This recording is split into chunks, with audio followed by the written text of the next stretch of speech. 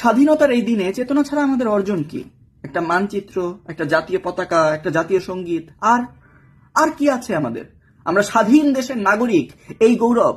কি করব এই গৌরব দিয়ে? মাথায় পতাকা বেঁধে উলঙ্গ হয়ে রাস্তায় ঘুরে বেড়াবো আর সারা পৃথিবীর সবাইকে চিৎকার করে জানাবো যে আমি স্বাধীন দেশের নাগরিক? একটা ঈদ গেল, 7 দিনে 204টা নিশ্চিত মৃত্যু, আর আজকে সবার চোখের সামনে দিয়ে একটা বাস 40 জন যাত্রী সহ টুপ করে নদীতে তলিয়ে গেল। বাচ্চাটা কেমনে মা মা করে কাঁদতেছিল দেখছেন? চোখে পড়ছে আপনাদের? আচ্ছা বলেন তো, গত 20 বছরে আপনার দেশের কয়টা মন্ত্রী, এমপি কিংবা সচিবদের সাথে এরকম দুর্ঘটনা ঘটেছে? কোনোদিন তো শুনলাম না বাস ট্রাকের মুখোমুখি সংঘর্ষে সড়ক মন্ত্রী সপরিবারে আহত, কিংবা ট্রেনের বগি উল্টে রেল সচিবের পরিবারের সদস্যরা নিহত হয়েছেন। এরা কি এই দেশের প্রিমিয়াম সাবস্ক্রিপশন পায়? কোন প্রিমিয়াম সাবস্ক্রিপশনটা পায় যেটা আমি আপনি পাই না? ভাইয়ের কথার সাথে আমি 100% একমত।